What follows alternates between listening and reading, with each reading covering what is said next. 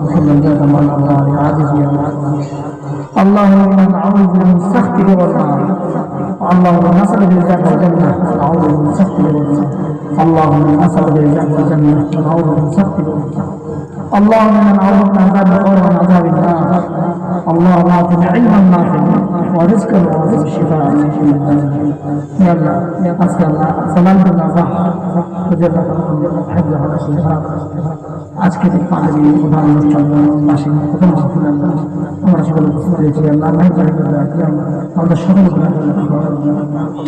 আমাদের হারাম হয়েছে আল্লাহ এই অনুষ্ঠান শুরু করেছি সকলে আল্লাহ বলার জন্য সঙ্গে কিছু বলতে পারেন আল্লাহ এখানে আল্লাহ গুলো তুলে দিয়ে আল্লাহ কেউ বুঝে কেউ গুণা করে আল্লাহ এই জায়গায় আল্লাহকে মনে হয়েছে এখানে আল্লাহ এটা বলতে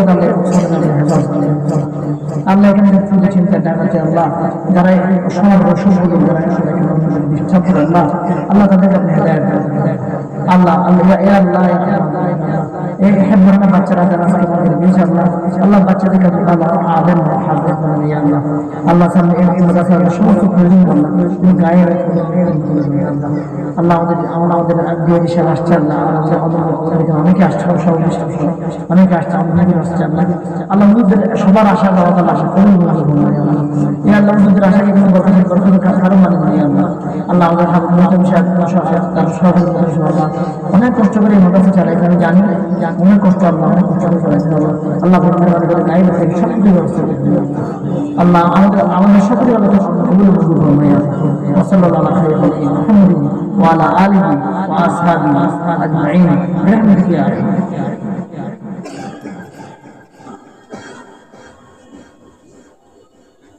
ونعوذ بالله من شرور أنفسنا من يهده الله فلا مضل له ومن يضلل فلا هادي له ونشهد أن لا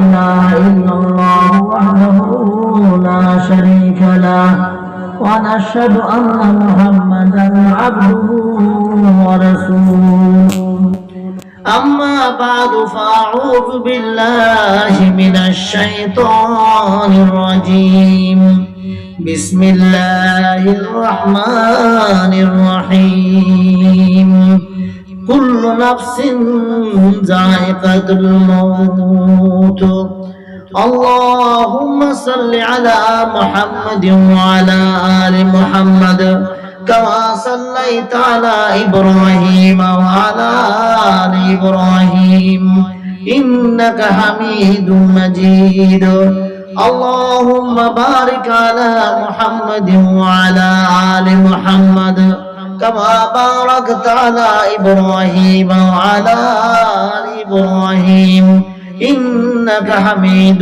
مجيد হযরতে বেলাল বিন রাবাহ হাফজাখানা ও ইতিমখানার প্রথম ভাষা সম্মেলনে ও পাগড়ি বাজার অনুষ্ঠানে উপস্থিত আমার মুরব্বি অত্র কক্সবাজারের সবচেয়ে সিনিয়র অন্যতম সিনিয়র আলেম দ্বীন হযরত আল্লামা হাফেজ সালামতুল্লাহ সাহেব বারাকাতুহু উপস্থিত উলামায়ে কেরাম এবং উপস্থিত আমার এই অত্র এলাকার আমার ভাইরা এবং পর্দার ভিতরে যারা আমার পর্দানশীল আমার প্রিয় মা ও বোনেরা আমরা একটা জায়গায় আজকে মাহফিলটা হচ্ছে সেজন্য আমি যে আয়াতটা করেছি সেই আয়াতের সাথে সুন্দর রেখে কয়েকটা কথা বলবো মনোযোগ সহকারে শুনবেন। আজকে আল্লাহ পাকের দয়া রহমতুল এমন যে দুনিয়ার সর্বশ্রেষ্ঠ জায়গা যেখানে আল্লাহ এবং তার রাসূলের কথা হয় সেই জায়গায় এই সময় এই গভীর রাতের মধ্যে আল্লাহ পাক এই সময়ের মধ্যে আল্লাহ পাক আমাকে আপনাকে এই জায়গায় বসার জন্য কিছু সময় শোনার জন্য কথা শোনার জন্য তৌফিক দিয়েছেন সেজন্য আমরা সবাই আল্লাহ শুকরিয়া আদায় করি আলহামদুলিল্লাহ। আমরা জানি এমন একটা জায়গা এটাকে বলা হয় পর্যটন নগরী কক্সবাজার যেখানে হাজার হাজার হোটেল রয়েছে যেখানে হাজার হাজার মেহমান প্রতিদিন আসার যায় যেখানে অনেক মানুষ অচিন মানুষ এখানে আসার যায় মানুষ এখানে আনন্দ করতে আসে এই জায়গার ভিতরে আজকের এই দিনের মাহফিল এই দিনে মাহফিল যতটুকু আওয়াজ যাচ্ছে, আমরা যতটুকু আওয়াজ শুনতেছি, অল্প সময় কয়েকটা কথা মনোযোগ সহকারে বলবো, কয়েকটা মনোযোগ সহকারে শুনলে আমার মনে হয় সবার জন্য খুব ফায়দা হবে। আমরা যে আয়াতটা তেলাওয়াত করেছি, সেই আয়াতের উদ্দেশ্য ভিন্ন ভিন্ন আছে। কেন আজকে হেফজখানার প্রতিষ্ঠা করা হয়েছে ফজর নগরীর ভিতরে, কেন এখানে চারিদিকে মোটেল হোটেলের মধ্যখানে হেফজখানা প্রতিষ্ঠা করা হয়েছে, এইটা এই আয়াতের মধ্যে কথা, আয়াতের আন্ডারে এগুলো বলা হবে। অল্প সময় বসবেন। আল্লাহ শুকরিয়া আদায় করতেছি, আল্লাহ পাক 4 জন আজকে আমরা হাফেজ সাহেব হয়ে গেছে, তাদের মধ্যে আমরা দস্তারে ফজিলতকে তুলে দিয়েছি। হযরত আল্লামা সালামুল্লাহ সাহেব নাম বরকত দস্তারে ফজিলত তুলে দিয়েছেন, এবং হযরতের হাতের বরকতে আল্লাহ পাক আমি দোয়া করি আল্লাহ পাক যেন ওই ছেলেদেরকে ভালো কোরআনকে নিয়ে আজীবন চলার তৌফিক দান করে, এবং তাদেরকে যেন আল্লাহ পাক বড় আলেম বানায়। সেজন্য আমরা আমাদের ছেলেমেয়েরাও যেন আগামীতে এরকম আমাদের বড়দের হাত থেকে পালন নিতে পারে, সেজন্য আমরা সবাই চেষ্টা করব, আমরা সবাই চেষ্টা করবো যে আমার ছেলেও যেন আগামীতে এভাবে বড়দের থেকে কি করে পালন নিতে পারে। এজন্য আমরা আল্লাহকে দোয়া করবো এবং নিজের সব ছেলে সন্তানদের মাদ্রাসায় দিব। যাই হোক, আমি যে আয়াত পড়েছি এখানে আয়াতের আন্ডারে কয়েকটা কথা বলবো। এই আয়াতের মধ্যে আল্লাহ পাক বলেছেন, وقال الله تعالى في قرآنه المجيد كل نفس ذائقة الموت। আল্লাহ পাক ارشاد করেন যে দুনিয়ার প্রতিটি মানুষ, দুনিয়ার প্রতিটি যারা প্রাণী আছে, আল্লাহ যারা প্রাণী আছে সমস্ত প্রাণীকে মৃত্যুর স্বাদ সাধন করতে হবে। আল্লাহ পাক বলেছেন যে দুনিয়ার যত প্রাণী আছে সমস্ত প্রাণীকে মৃত্যুর স্বাদ সাধন করতে হবে, মৃত্যুর স্বাদ সবাইকে পেতে হবে। যে মুসলমান আমরা যে বিশ্বাস করি আমরা মারা যাব, যে কাফের সে বিশ্বাস করে আর তারা বিশ্বাস করে আমরা মারা যাব, যে নাস্তিক সে বিশ্বাস করে আমরা মারা যাব, যে হিন্দু সে বিশ্বাস করে আমি মারা যাব, যে খ্রিস্টান সে বিশ্বাস করে আমি মারা যাব, সবাই এখানে বিশ্বাস করে সবাই মারা যাবে। কিন্তু কথা হচ্ছে যে এই মৌতের মধ্যে আল্লাহ পাক বলেছেন যে প্রত্যেক মানুষের মৃত্যুর স্বাদ সাধন করতে হবে। এটার মধ্যে মুসলমানের মৌত আর অন্য কাফের নাস্তিক অন্যদের মৌতের মধ্যে পার্থক্য রয়েছে। মুসলমানদের মৌত একরকম আর অন্যদের মৌত একরকম। যদি না মৌতটা এমন সত্য ঘটনা, অত মৌতটা এমন সত্য ঘটনা, আল্লাহ পাক বলতেছেন যে যার মৃত্যু এসে যাবে 1 মিনিট আগেও তার মৃত্যু হবে না, 1 মিনিট পরে তার মৃত্যু হবে না। আল্লাহ পাক কোরআন শরীফে বলেন, وقال الله تعالى في قرآنه المجيد لكل أمة أجل فإذا جاء أجلهم لا يستأخرون ساعة ولا يستقدمون। আল্লাহ পাক বলেন যে পুরো উম্মত যারা আছে সমস্ত উম্মতের জন্য, যারা প্রাণী সকল আছে সমস্ত প্রাণীর জন্য মৃত্যুটা একটা অবধারিত বিষয়। আর যখন মৃত্যু এসে যাবে তখন মৃত্যুর 1 মিনিট আগেও কারো মৃত্যু হবে না, আর 1 মিনিট পরেও কারো মৃত্যু হবে না। যখন মৃত্যু এসে যাবে 1 মিনিট আগেও কারো মৃত্যু হবে না, 1 মিনিট পরেও মৃত্যু হবে না। আপনাদের পাশে সাগর, আপনারা প্রতিদিন আমার পত্রিকায় পাই, এই সাগরের মধ্যে অনেক ইয়াং ছেলেরা গোসল করতে যায়, আর বেশি উঠে আর উঠতে পারে সাগরের পানি তাকে নিয়ে যায়। দেখতেছেন না আপনার প্রতিদিন শুনুন না যে প্রত্যেক দিন এরকম প্রায় গত মাসে ঘটনা দেখলাম, গত মাসে হয়েছে ঘটনা, এর আগেও দেখছেন অনেক সময় এরকম বাচ্চারা ইয়াং বিশেষ করে ছেলেরা না বুঝে সাগরে নেমে যায়, সাঁতার জানে না, তাকে পানি সাগরেরটাই নিয়ে যায়। তো মানুষ বলা হ্যাঁ এই ছেলেটা অকাল মৃত্যু হয়ে গেল, এই ছেলেটার অকাল মৃত্যু হয়ে গেল, তার ছোট বয়সে তার মৃত্যু হয়ে গেল। কিন্তু কথা হচ্ছে যে মৃত্যুর কাল বলতে কোনো সময় নেই। মৃত্যুর কাল হলো আল্লাহ পাকের থেকে প্রত্যেকজন মানুষ তার একটা নির্দিষ্ট হায়াত নিয়ে এসেছে। অনেক বাচ্চা হায়াত নিয়ে এসেছে একদিন, সে হওয়ার জন্ম হওয়ার 1 দিন পরে মারা যায়। অনেকগুলো হায়াত নিয়ে এসেছে 10 বছর, সে 10 বছর পরে মারা যায়। অনেক হায়াত নিয়েছে 20 বছর, সে 20 বছর মারা যায়। অনেক হায়াত নিয়েছে 70 বছর, সে 70 বছর মারা যায়। অনেক হায়াত নিয়েছে 80 বছর, সে 80 বছরে মারা যায়। এইভাবে অনেকে নানান ধরনের মানুষেরা ভিন্ন সময় হায়াত নিয়ে এসেছে, এবং তার হায়াতের একদিন বাইরেও সে করবে না, একদিন আগেও সে মরবে না, একদিন পরেও সে মরবে না, যত টাইম তার মৃত্যুবরণ করতে হবে। সেজন্য আমরা কথা বলি অকাল মৃত্যু। অকাল মৃত্যু বলতে কোনো মৃত্যু নেই, অকাল মৃত্যু বলতে কোনো মৃত্যু নেই। মৃত্যুর সময় হলেই একমাত্র দুনিয়ার মানুষ সবাই মারা যায়। আমার ভাইরা, আমি যে কথা বলতেছিলাম, দুনিয়ার মধ্যে একটা অবধারিত সত্যের নাম হচ্ছে মৃত্যু, যেটা সবাই জানে। আজকে হয়তো এখানে আমরা অনেক এখানে বিভিন্ন হোটেলে রেস্টুরেন্টে এখানে হোটেল আমরা আসছি একটু আনন্দ করার জন্য। আমাদের এলাকাবাসীরা আছে, দোকানদার ভাইয়েরা আছে, অনেকে আছে, প্রত্যেকেই মনে করতেছি আমি খুব খুব এই দুনিয়াটা কেমন, দুনিয়াটা হলো কি খাওয়া দাওয়া ফুর্তি করো, হ্যাঁ এটা এটা মস্তি করার জায়গা, এই দুনিয়াটা ঘোরার জায়গা, এই দুনিয়াটা আনন্দ করার জায়গা, হ্যাঁ অথচ এই দুনিয়াটা আনন্দ করার জায়গা নয়, এই দুনিয়াটা আনন্দ করার জায়গা নয়।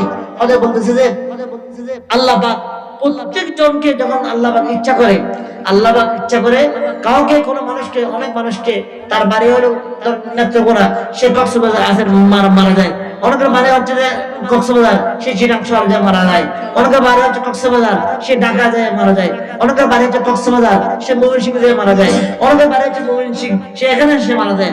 হাদিসের মধ্যে আল্লাহ রাসূল সাল্লাল্লাহু আলাইহি ওয়াসাল্লাম বলতেছেন যে যখন নাকি যখন আল্লাহ পাকে কোন ব্যক্তির যেখানে যার মৃত্যু রাখে আল্লাহ পাক তাকে সেখানে পৌঁছা দেয়।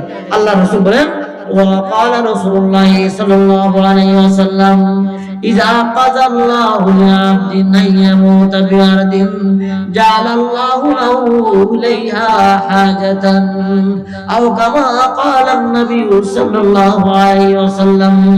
আল্লাহ রাসূল হযরত মুহাম্মদ মুস্তাফা সাল্লাল্লাহু আলাইহি ওয়াসাল্লাম ইরশাদ করেন যখন নাকি আল্লাহ পাকে কোন মানুষকে কোথাও মারতে চায় আল্লাহ পাক ওই মানুষকে ওই জায়গায় তাকে নিয়ে যাওয়া হয়, যে কোনো ভাবে আল্লাহ পাক তাকে ওই জায়গায় নিয়ে যায়। যেমন আপনার একটা বোন ঢাকা থাকে, বোনের ভাইকে ফোন দে বলতেছে ভাই একটু তুমি ঢাকা আসো, তোমার সাথে আমার কিন্তু জরুরি কথা আছে, তোমাকে নিয়ে কিছু কাজ করতে হবে। দেখা করে সেই ঢাকা চলে গেল, ঢাকায় যাওয়ার পরে অ্যাক্সিডেন্ট করে সে মারা গেল। সে দেখা করে সে ঢাকা গেল, ঢাকা যাওয়ার পথে সে হার্ট অ্যাটাক করে মারা গেল। অর্থাৎ কেন সেই কক্সবাজার ঢাকা গেল, তারপর তাকে ডাক ডেকে নিয়ে গেছে।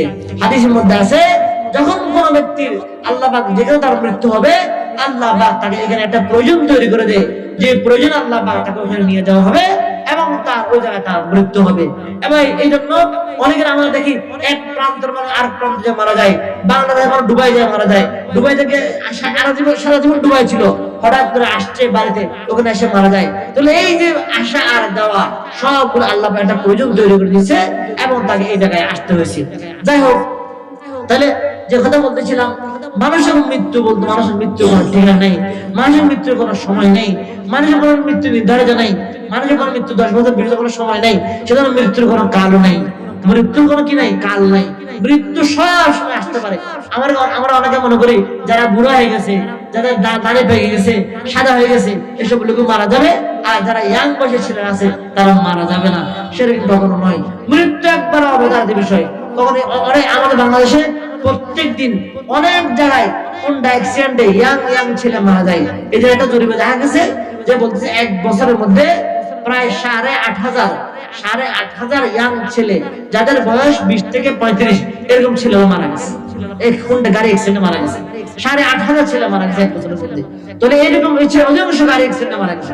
প্রত্যেকদিন গাড়ি অ্যাক্সিডেন্ট হয়, প্রতিদিন গাড়ি অ্যাক্সিডেন্ট হয় এবং হোন্ডা অ্যাক্সিডেন্ট হয়, ইয়াং ছেলেরা মারা যায়। তাহলে ইয়াং ছেলে সে মনে করছে আমার মৌত হবে না, আমি আরো বেশি অনেক দিন 40 বছর 30 বছর বেঁচে থাকবো, কিন্তু আল্লাহ তাকে বাঁচাই নেই, তাকে দুনিয়া থেকে নিয়ে গেছে। সেজন্য মৃত্যুর প্রস্তুতি সবাইকে নিতে হবে, মৃত্যুর প্রস্তুতি সবসময় সবাইকে সবসময় তৈরি থাকতে হবে। ওই জন্য আবারও বলতেছি অকাল মৃত্যু বলা এটা শরীরের মধ্যে জায়েজ নাই, অকাল মৃত্যু বলা এটা শরীরের মধ্যে কি নাই জায়েজ নাই। আমাদের চট্টগ্রামে একবার একটা আওয়ামী লীগের নেতা ছিল আক্তারুজ্জামান বাবুজান, যার পরে আনোয়ার আহমদ আপনারা অনেকে ছিলেন, উনি 85 বছর বয়সে মারা গেছে। এখন আমাদের মুরব্বীরা একটা বিশাল ব্যানার লাগাইছে, লেখছে যে জনাব আক্তারুজ্জামান বাবু অকাল মৃত্যুতে আমরা গভীরভাবে শোকাহত। যদি 45 বছর বয়সে যদি অকাল হয় তাহলে আর 85 বছর বয়সে যদি অকাল হয় তাহলে আর কত বছর কাল হবে মৃত্যুটা আপনি বলে দেখেন। অথচ রাসূল সাল্লাল্লাহু আলাইহি ওয়াসাল্লাম বলছেন কি এই উম্মতের হায়াত হবে 60-70 মধ্যখানে, ওই উম্মতের হায়াত হবে কত 60-70 মধ্যখানে, এর মধ্যে উম্মতের হায়াত হবে। কিন্তু 85 বয়সে মারা যাওয়ার অকাল বলে। আমি আবার বলতেছি অকাল মৃত্যু বলতে কিছু নাই। এখন এই জন্য প্রত্যেক সময় আমাদেরকে মৌতের প্রস্তুতি নিতে হবে, সব সময় আমাদেরকে মৌতের প্রস্তুতি নিতে হবে। এই ঝলমল দুনিয়ায় জন্ম লাখা সাহা কত ব্যক্তি কক্সবাজার ঘুরতে আসছিল, এইসব হোটেল মোটেলে ছিল, আজকে তারা মাটির তলে চলে গেছে। অনেকে হোটেল মোটেলে আসছিল ঘুরতে, কক্সবাজার পানিতে গোসল করতে আসছিল, আমরা সাগর ডুব দিতে আসছিল, সাগর ডুবে ঘুরে গেছিল, আজকে তারা আর হোটেল মোটেল নাই, তারা মাঠের তলে চলে গেছে। এগুলো যারা আসছে, অনেকে আসছে এখানে ঘুরতে, তারাও তারা মাঠের তলে চলে যাবে। এমন আমরা অনেকে আছি যারা ওয়াজ শুনতে আসছে, আমরা এবছর আসি, আগের বছর মাঠের তলে চলে যাবো। সেজন্য কে কখন মাঠের তলে চলে যায় আল্লাহ ছাড়া ভালো কেউ যাবার জানে না। সেজন্য রাসূল সাল্লাল্লাহু আলাইহি ওয়াসাল্লাম বলতেছেন যে সবচেয়ে চালাক হলো ব্যক্তি যে ব্যক্তি জীবদ্দশায় প্রস্তুতি গ্রহণ করে। যেমন নাকি দেখেন, আমরা কোথাও সফরে যাওয়ার সময় একটা সফরে যাব, তাহলে আমরা একটা আমেরিকা যাওয়ার জন্য নিয়ত করছি, আমরা আমাদের পাসপোর্ট ব্যবস্থা করি, ভিসার ব্যবস্থা করি, আবেদন করি, ভিসা হয়, বিমান টিকিট করি, তারপর আমরা ব্যাগ গোছাই, কাগজ খবর নিই, তারপর আমরা আমেরিকা যাওয়ার জন্য রওনা করি। তাহলে আমেরিকা যাওয়ার জন্য মানুষের যে প্রস্তুতি, যে তৈরি গ্রহণ করে, তাহলে মৌতের তৈরি কেমন হওয়া দরকার। আল্লাহ রাসূল সাল্লাল্লাহু আলাইহি ওয়াসাল্লাম বলতেছেন, ওয়া ক্বালা রাসূলুল্লাহ সাল্লাল্লাহু আলাইহি ওয়াসাল্লাম আল কাইসু মান দামা নাফসাহু ওয়া আমিলা লিমা বাদাল মাউত। আল্লাহ রাসূল সাল্লাল্লাহু আলাইহি ওয়াসাল্লাম করেন, সবচেয়ে বুদ্ধিমান হচ্ছে ওই ব্যক্তি, সে এমন আমল করবে যে আমল মওতের উপরে তার কাজে আসবে। সবচেয়ে বুদ্ধিমান হলো ওই ব্যক্তি, যে ব্যক্তি এমন আমল করবে যে আমল তার মওতের উপরে কাজে আসবে। আমি আমার কথার বিষয় হলো এই জায়গায়, এখানে আসি আমি কথা বলবো এবং অল্প সময় শেষ করে দেব। যে আল্লাহ রাসূল বলেছেন সবচেয়ে বুদ্ধিমান কে? আমার দেশে বুদ্ধিমান হলো যে মানুষের জায়গাকে জোর করে দখল করতে পারে, ওই লোক বুদ্ধিমান। আমার দেশে বুদ্ধিমান কে? যে করার খুশায় মানুষের লাখ লাখ টাকা কোটি কোটি টাকা চুরি করে দুর্নীতি করতে পারে, সে বড় বড় বুদ্ধিমান। আমার দেশে বুদ্ধিমান কে? যে খোলাবার খোঁজা দিয়া মানুষকে জেলখানায় ফাড়িয়ে দিতে পারে, সে বড় বুদ্ধিমান। আমার দেশে বুদ্ধিমান কে? যে বাংলার জালে ফেলে মানুষকে বছর বছর জেলখানায় খাটাইতে পারে, ঢুকাতে পারে, সে বুদ্ধিমান। কিন্তু আল্লাহ রাসূল বলেছেন যে ওই ব্যক্তি হলো বুদ্ধিমান যে ব্যক্তি মওতের পরে যেগুলো কাজে আসবে সেগুলো সে কি করবে, মওতের পরে যেগুলো কাজে আসবে তাহলে সেগুলো সে প্রস্তুতি নেবে, সে আসলে বুদ্ধিমান। যারা দুনিয়ার এক ইঞ্চি দ্বারা জুলুম করছে, এক ইঞ্চি দ্বারা অপরের জায়গা, এক বিঘত যদি অপরের জায়গা দখল করে, এক বিঘত জায়গা অপরের জায়গা দখল করে, এক ইঞ্চি অপরের জায়গা দখল করে, তার জন্য জান্নাত হারাম, তার জন্য জান্নাত হারাম। যে একদম মানুষের কষ্ট দিবে, তার থেকে যদি মাপ না চায়, তার জন্য জান্নাত হারাম, সে জান্নাতে যেতে পারবে না। একটা লোককে যদি কষ্ট দেয়, সে যদি তার থেকে মাপ না চায়, ক্ষমা না চায়, সে জান্নাতে যেতে পারবে না। সে যদি মানুষের জায়গা দখল করে নেয়, জোর করে যারা আজকে দুনিয়া যারা বেশি শক্তির বলে যারা জায়গা মানুষের জায়গা দখল করে রয়েছে, তাদেরকে বলছি এক শিবির এক বিঘত জায়গা দখল করার বিনিময়ে তার সে জান্নাতে যেতে পারবে না। মনে রাখবেন, কবরে যাওয়ার পর কি ধরনের শাস্তি হবে, এই শাস্তির বর্ণনা দিতে গেলে অনেক হয়ে যাবে।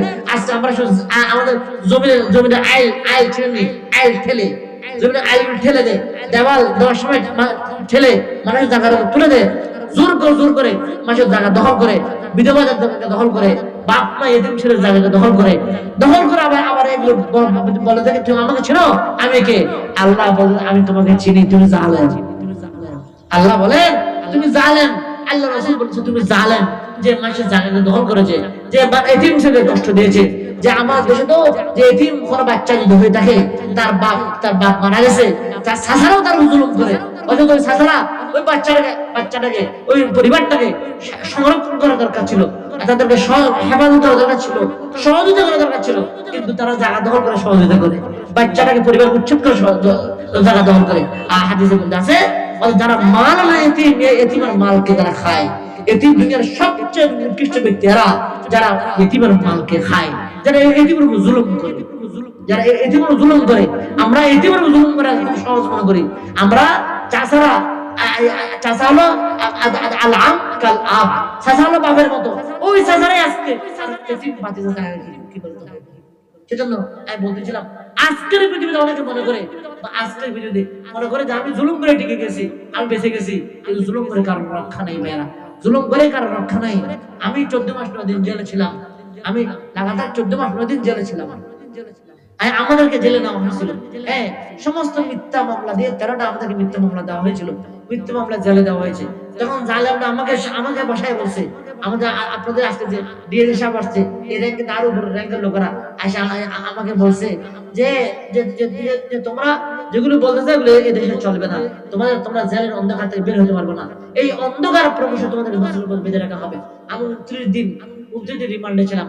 রিমান্ডে করবো বলতে গেলে বহু সময় আমাকে উজু করার জন্য ঠিকঠাক পানি দেওয়া হয়নি, আমাকে উযু করার জন্য আমি আসর নামাজ পড়ছি মাগরিবের সময়, মাগরিব নামাজ পড়ছি এশারের সময়, আমাকে উযু করার জন্য পানি দেওয়া হয়নি। আমি বলছিলাম তাই মুখে নামাজ পড়বো, এই সুযোগ আমাকে দেওয়া হয়নি। অনেক কষ্ট, অনেক একদিন খুব রাগারাগির পর আমি যখন খানাকে বন্ধ করে দিয়েছি, আমি কোনো ধান খাবো না, তখন এরপর থেকে আমাকে নিয়মিত পানি দেওয়া শুরু করেছি। আমি এক কাপড়ে আমাকে 7 দিন রিমান্ডে রেখেছে, আমাকে ওই এক কাপড়টা পাল্টানোর সুযোগ দেওয়া হয়নি। আমার পরিবার থেকে কাপড় দেওয়া হয়েছিল, সেগুলো দিতে দেওয়া হয়নি। ওই জালেমরা বলেছিল, ওই জালেমরা মনে ছিল এই দেশে কারো ক্ষমতা চলবে না। আজকে ওই জালেমরা পালানোর সুযোগটাও পায়নি। তারা এই জালেমরা পালানোর সুযোগটা এই দেশ থেকে পায়নি। আমার ভাইরা, আল্লাহ রাসূল সাল্লাল্লাহু আলাইহি ওয়াসাল্লাম বলতেছেন যে ওই ব্যক্তি সর্বোত্তম যেই মওতের পর কি হবে, আমার কি লাগবে তার প্রস্তুতি গ্রহণ করবে। মওতের পর কি লাগবে, আমার তার প্রস্তুতি গ্রহণ করবে, সে হলো সর্বোত্তম। সেজন্য মওতের কি লাগবে, এই যে আপনি আমাদের পিছনে যে মাদ্রাসা বেলাল ইবনে রাবাহ, এই যে আজকে ছেলেরা হাফেজ হয়েছে, এই ছেলেগুলো লাগবে।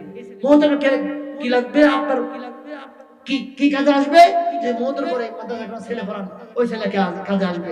যদি আপনি মাদ্রাসায় 1 টাকা দিয়েছেন, ওইটা কাজে আসবে। যদি মাদ্রাসায় একটা মসজিদে 1 টাকা দিয়েছেন, এটা একটা কাজে আসবে। ওই মওতের উপর কি লাগবে, এগুলো লাগবে, এই মাদ্রাসা লাগবে, এই মসজিদ লাগবে, আলেম ওলামা লাগবে। মানুষ বলে মানুষের মওত কত কষ্ট আছে। বলতেছে একটা মানুষ যখন মারা যায়, তখন তার প্রথম পা ঠান্ডা হয়, আগে পা ঠান্ডা হয়, তারপর হাঁটু ঠান্ডা হয়, তার পেট ঠান্ডা হয়, তার সিনা ঠান্ডা, সিনা বলে একটু একটু একটু একটু করে লড়ে, তার আস্তে আস্তে আস্তে আস্তে আস্তে আস্তে আস্তে রূপ বৃদ্ধি করতে থাকে। এক সময় মানুষের রূপ দিয়া কিংবা চোখ দিয়া মানুষের রূপ বেড়ে যায়। সেজন্য ভাইরা, অনেকে দেখবেন যে মানুষের চোখ, আমাদের অধিকাংশ মানুষের মৃত্যুর সময় চোখ খোলা থাকে, দেখবেন চোখ খোলা থাকে, চায়ে থাকে মানুষ। বলতেছে বলে মানুষ যখন নাকি রূপ বেরোয়, তখন বড় বড় আফসোস করে, আজকে দুনিয়া আমি কক্সবাজার বড় 2-4টা হোটেলের মালিক ছিলাম, আমার এত সম্পত্তি ছিল, আজকে আমি দুনিয়াতেই চলে যেতেছি। আমার নাম হয়ে যাবে লাশ, আমার নাম ছিল আব্দুর রহমান, আমার নাম হয়ে যাবে লাশ, আমার নাম ছিল আব্দুল সালাম, আমার নাম হয়ে যাবে লাশ। মানুষ বলবে লাশের জন্য পানি গরম দাও, লাশের জন্য কবর করো, লাশকে দক্ষিণে নিয়ে যাও, লাশকে উত্তরে নিয়ে যাও, লাশের জন্য আপনার খাবার কাপড় নিয়ে আসো, লাশের মাপ নাও, হ্যাঁ লাশের জামা নির্ধারণ করো, এই লাশকে একটু বামে করো, লাশকে ডানে করো। একটু আগে আমার নাম ছিল আব্দুর রহমান আব্দুল সালাম, ওই নাম পাল্টে গিয়া আমার নাম হয়ে যায় লাশ। এই শরীরে আর কোনো মূল্য থাকবে না। সেজন্য বলে আফসোস বলে মানুষ রুজে যায়, ওইদিকে বলে তাকায় থাকে, আফসোস তাকায় থাকে। রুজও করা কষ্ট। আমরা অনেকে মনে করতেছি এই কি আমি মরে যাবো আর কি, আসছে কি, এই যে অনেকে বলে আমরা মরে যাবো আর কি। আরে মরে যাওয়াটা সহজ বিষয় নয়, মরে যাওয়াটা সহজ বিষয় না ভাইরা। মানুষ মুসলমানের মৃত্যু একরকম হয়, আর কাফিরদের মৃত্যু ভিন্ন হয়। মুসলমানদের মৃত্যু হয় আপনার জান্নাত থেকে ফেরেশতারা আসে, মুসলমানদের রূহ নেওয়ার জন্য একটা দামি কাপড়ে সে কাপড় নিয়ে আসে, ওই কাপড়ে তার রূহটা নেওয়া হয়, সে কর্মপদ্ধতি দুনিয়া থেকে চলে যায়। আর কাফিরদের মৃত্যু হয় কি, ওদের কেমন, তার কেমন হয় যেমন নাকি এই যে আমরা এই যে শিখ একটা শিখের মধ্যে যদি কারো আঁচড় লাগে, দেখবেন পুরো শরীর আঁচড়ে, কাফেরদের রূহ বের হয়, শিখের আঁচড় খেয়ে যেমন নাকি মানুষের শরীর হয়, তার রূহকে এইভাবে বের করা হয়। সে বিকট কষ্ট পায় আর আওয়াজ করে। মৃত্যুর কষ্ট কেউ কাউকে বুঝাতে পারে না, মৌতের কষ্ট কেউ কাউকে বুঝাতে পারে না। সেজন্য মৌতের সময় বলে এত কঠিন সময়, মৌতের সময় কোনো দুনিয়ার কথা বলতে নেই, মৌতের সময় মুর্দার ভাষা কোনো দুনিয়ার কথা বলতে নেই। মৌতের সময় 3টা কাজ করবে। কয়টা কাজ? 3টা কাজ। 1 নম্বর কাজ হলো এই যে বাচ্চারা আপনি হাফেজ বানাইছেন বা নুরের ছেলেরা আছে, তারা ঘরে মেয়েরা হোক পুরুষ হোক, যারা কোরআন পড়ে তারা সূরা ইয়াসিনকে আস্তে আস্তে করে চারপাশে তেলাওয়াত করবে। 1। 2 নম্বর, সবাই অন্যরা যারা আছে সবাই মনে মনে একসাথে কলমা পড়বে, আস্তে আস্তে আস্তে আস্তে গুনগুন করে, সিলে না, গুনগুন কলমা পড়বে। 3 নম্বর হলো যে অসুস্থ তার কানের মধ্যে আস্তে করে যাইয়া কথা বলবে, লা ইলাহা ইল্লাল্লাহ মুহাম্মাদুর রাসূলুল্লাহ আশহাদু আল্লা ইলাহা ইল্লাল্লাহ ওয়া আশহাদু আন্না মুহাম্মাদান। আস্তে আস্তে এরকম না, লা ইলাহা ইল্লাল্লাহ মুহাম্মাদুর রাসূলুল্লাহ আশহাদু আল্লা ইলাহা ইল্লাল্লাহ, এরকম আস্তে আস্তে আস্তে। এবং কাউকে কথা বলবে না যে হুকুম করে আব্বা এটা বলেন, চাচা এটা বলেন, মামা এই কলমা খবরদার, এই কথা বলবে না। অনেক সময় যদি এরকম কথা বলেন তারা, সে যদি হঠাৎ বলে ফেলে না এই কথা বলবো না, সে কাফের হয়ে গেছে। হাদিসের মধ্যে আছে, ওয়া ক্বালা রাসূলুল্লাহ সাল্লাল্লাহু আলাইহি ওয়াসাল্লাম মান ক্বালা লা ইলাহা ইল্লাল্লাহ দাখালাল জান্নাহ। বুঝলে, ভালো মৃত্যু বলে 18টা কারণ আছে ভালো মৃত্যু, এগুলো এখন বলার সময় 18টা কারণ পাইলে বুঝবেন যে লোকের মৃত্যু ভালো হয়েছে। তার মধ্যে 1 নম্বর কারণ হলো যে ব্যক্তি কলমা পড়তে দুনিয়াতে যাইতে পারে। যে ব্যক্তি কলমা পড়ে দুনিয়াতে যায়, ওই ব্যক্তি সর্বোত্তম মৃত্যু, তার সর্বোত্তম মৃত্যু হয়েছে। কি কলমা? যে আমি আস্তে আস্তে, সেজন্য ওই সময় কলমা বলে আস্তে আস্তে তার কানে বলা, এটার নাম তালকিন। এটার নাম বলে তালকিন। আস্তে আস্তে আস্তে আস্তে বলবেন। তাকে কখনো আব্বা আপনি মরে গেলে আপনার ব্যাংকের টাকা হলে কি আমরা ভাইরা কিভাবে ভাগ করবো? আপনি মরে গেলে আমাদের টাকা হলে কি অবস্থা হবে? আপনি মরে গেলে আমাদের হোটেলটা কিভাবে ভাগ হবে? খবরদার, এগুলো নয়। বাপকে আস্তে আস্তে কলমা তালকিন করবেন, আস্তে আস্তে খবরদার কোন দুনিয়ায় কথাবার্তা বলবেন না। এই সময় বলে হায়েস দেওয়া সোয়ালে মেয়েরা, যাদের বাচ্চা হয়েছে, যারা না পাক অবস্থা মেয়েরা আছে, এরা কোনো পুরুষ যদি না পাক থাকে, এরা ওই সব মুর্দারের কাছে না যাওয়াই ভালো। দিনদার পরহেজগার মানুষরা, মুত্তাকি মানুষরা, কলমাওয়ালা মানুষরা, নাবালক শিশু বাচ্চারা, এবং যে মহিলারা পুরুষও দেখতে পারে না, যে পুরুষ ও মহিলাকে দেখতে পারে না, এরকম লোকেরা ওই জায়গায় যায় না যায় সে এগুলো পড়বে। এগুলো বহু মশালা আছে, মনে রাখবেন।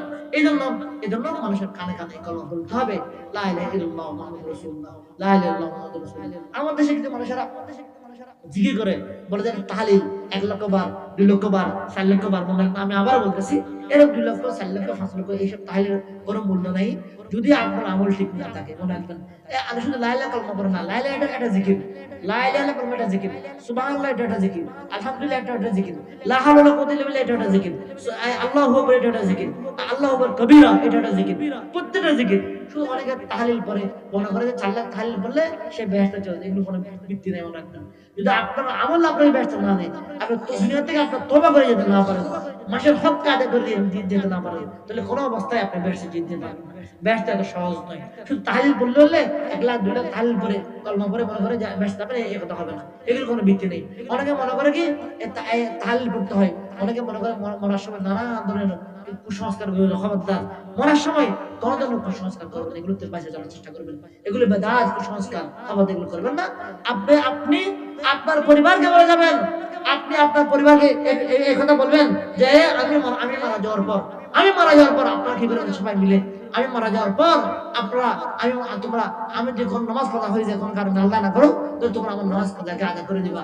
তোমরা যদি আমার ফোনটা কেউ টাকা পেয়ে থাকে, টাকা করে পাওনা করে আদায় করে দিবা। তোমরা আমার পক্ষে কোনো 5 দিন না, 3 দিন না, 7 দিন না, 40 এই জাতীয় যেগুলো আমাদের দেশে করে থাকে, এগুলো কোনো শরীর ভিত্তি নেই মেয়েরা। এই যে আমরা এগুলো না করে বলবা যে তোমরা আমার জন্য দান খায়রাত করবা, মাদ্রাসা দান খায়রাত করবা, মসজিদ দান খায়রাত করবা, আমার আত্মীয়স্বজনকে দান খায়রাত করবা, এগুলো বলবেন। এগুলো 5 দিন না 40 মেজবান দিয়া, বড় লোকদেরকে দাওয়াত দিয়ে খাওয়ানো, এমপি মিনিস্টার মন্ত্রী দাওয়াত দিয়ে খাওয়ানো, বড় বড় সমাজের বড় থেকে দাওয়াত দিয়ে খাওয়ানো, এগুলো কোনো শরীর ভিত্তি নেই। মূল ভিত্তি হলো আপনার শরীরের মূল ভিত্তি কি? মানে কি আপনার কি করা? এই যে দিনের দাওয়াত, দিনের কাজ করা, দিনের কাজে যদি সম্পৃক্ত থাকা। যাও, আমি যে কথা বলতেছিলাম, আমার কথা শেষ করে দিব।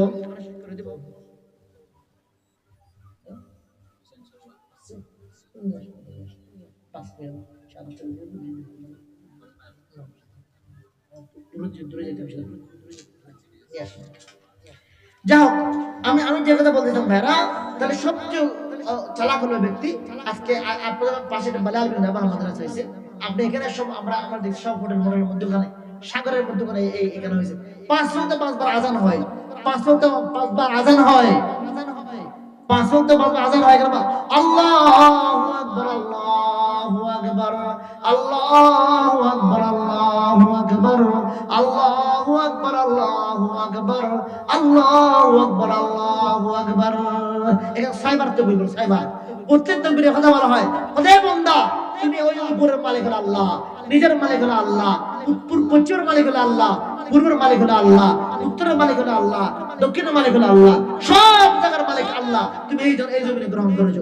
আজকে এখানে বেলাল বিন রাবাহ মাদ্রাসা আজান হয়, এই সাগর সমুদ্র সৈকতে যত লোক বসবাস করে, যত লোক এখানে আসার যায়, সবার কারণে আজানের ডাক দেয়। আমি মনে করি এই আজানের কারণে হয়তো আল্লাহ পাকে এখানে আল্লাহর গজব থেকে এই জায়গায় রক্ষা করতে পারে, রক্ষা হইতে পারে এই আজানের কারণে, এই সাগর বারে আজানের কারণে, সাগর বারে আজানের কারণে আল্লাহ পাকে রক্ষা করতে পারে। কিন্তু আমি মনে করি এই মাদ্রাসা আপনাদের বড় মূল্যবান নিয়ামত, এই মাদ্রাসাটা আপনাদের অনেক বড় মূল্যবান নিয়ামত।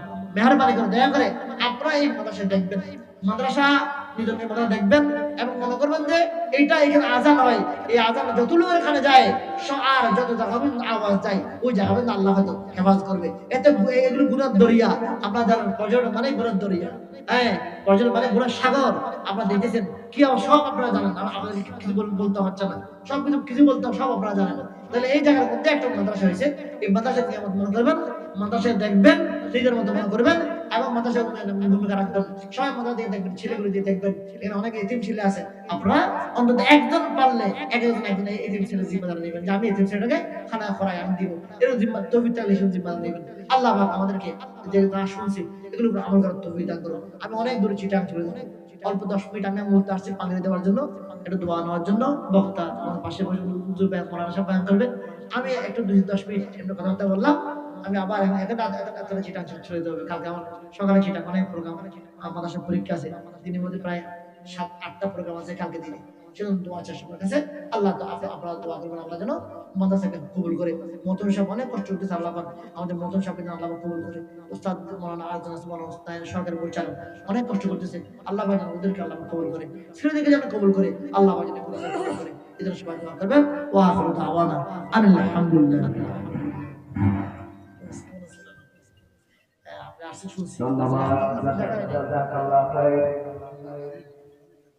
আমাদেরকে অত্যন্ত গুরুত্বপূর্ণ আলোচনা করার জন্য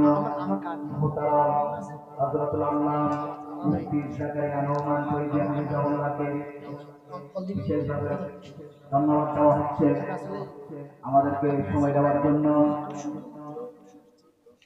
এ পর্যায়ে আপনাদের সম্মুখে গুরুত্বপূর্ণ তাকরীর পেশ করবেন সারা বাংলাদেশ আলোড়ন সৃষ্টিকারী বক্তা, আন্তর্জাতিক সম্পন্ন বস্তুর প্রাণ বক্তা আলেম মুনাজারের জামান আল্লামা মুফতি হুসেন সরওয়ার সাহেব, সুনামগঞ্জ সিলেট। আল্লামা মুফতি হুসেন সরওয়ার সাহেব, সুনামগঞ্জ সিলেট। আমি মুহতারাম হুজুরকে হুজুরের গুরুত্বপূর্ণ আলোচনা করার জন্য উদারত আহ্বান করতেছি। السلام عليكم ورحمة الله. إن الحمد لله والصلاة على أهلها. أما بعد فأعوذ بالله من الشيطان الرجيم. بسم الله الرحمن الرحيم. قل للمؤمنين يغضوا من أبصارهم ويحفظوا فروجهم ذلك أزكى لهم إن الله خبير بما يصنعون. صدقت يا رب العالمين.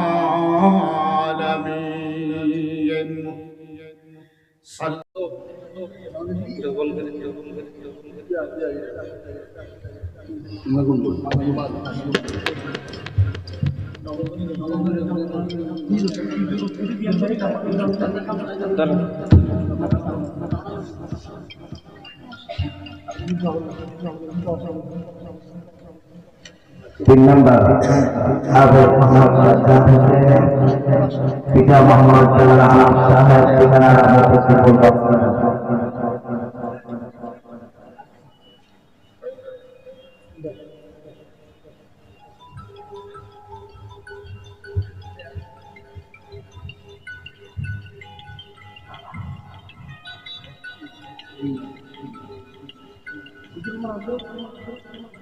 চার নম্বর হাফেজ মোহাম্মদ রাজাউল করিম, পিতা মোহাম্মদ শফিউল আলম সাহেব, ঠিকানা ইসলাম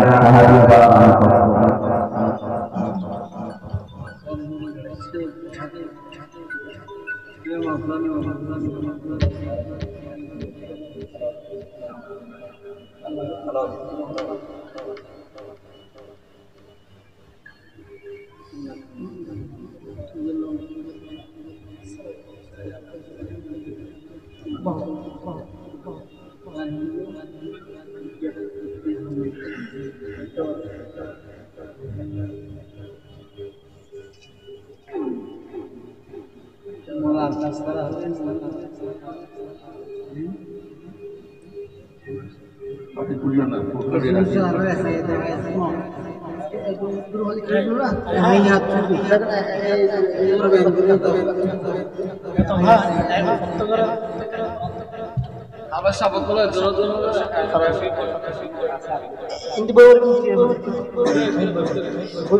আপনারা বসুন এখন আপনাদের সামনে যারা তাকিয়ে নিয়েছেন তাদের মধ্য থেকে হাফেজ মোহাম্মদ ইয়াসিন পবিত্র কালাম শরীফ থেকে তেলাওয়াত করে আপনাদেরকে শোনাবেন।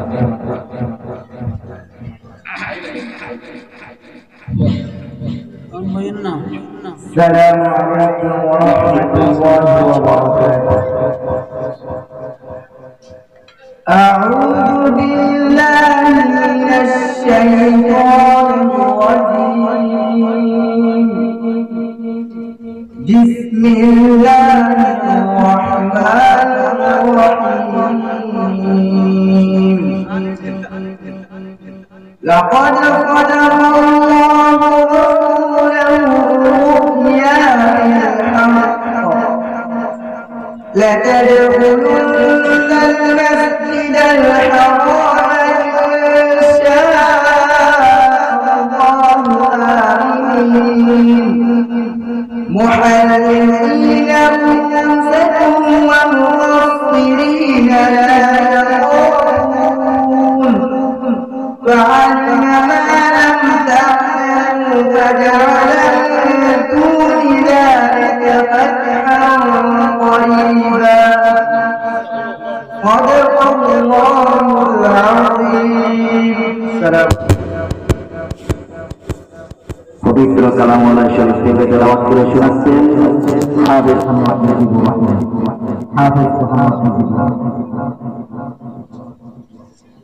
السلام عليكم ورحمة الله وبركاته.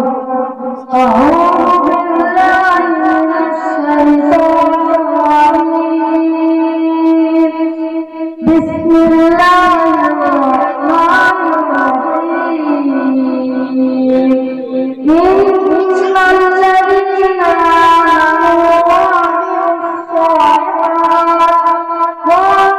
الصالحات سيجعل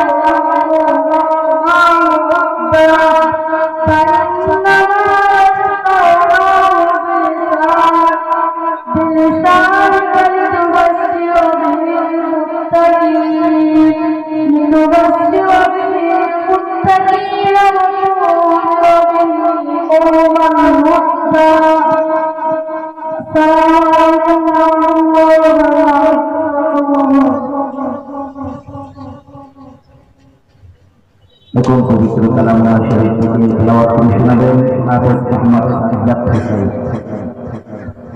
আসসালামু আলাইকুম ওয়া রাহমাতুল্লাহি ওয়া বারাকাতুহু। আউযু বিল্লাহি মিনাশ শাইতানির রাজীম। বিসমিল্লাহির রাহমানির রাহিম।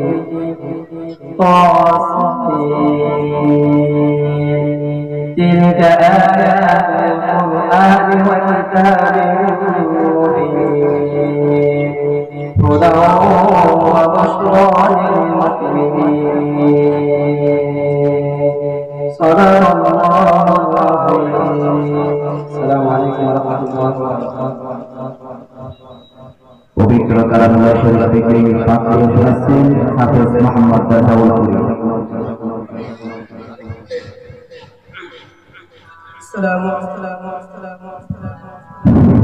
السلام عليكم ورحمة الله وبركاته. أعوذ بالله من الشيطان الرجيم.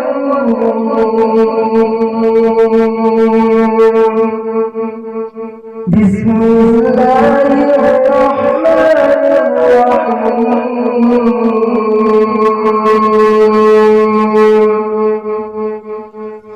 ألف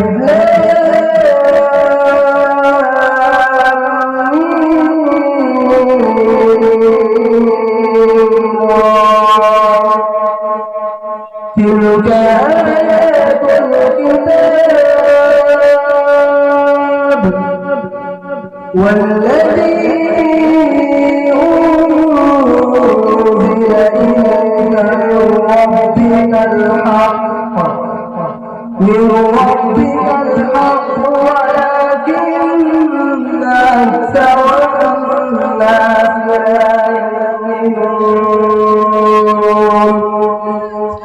صدق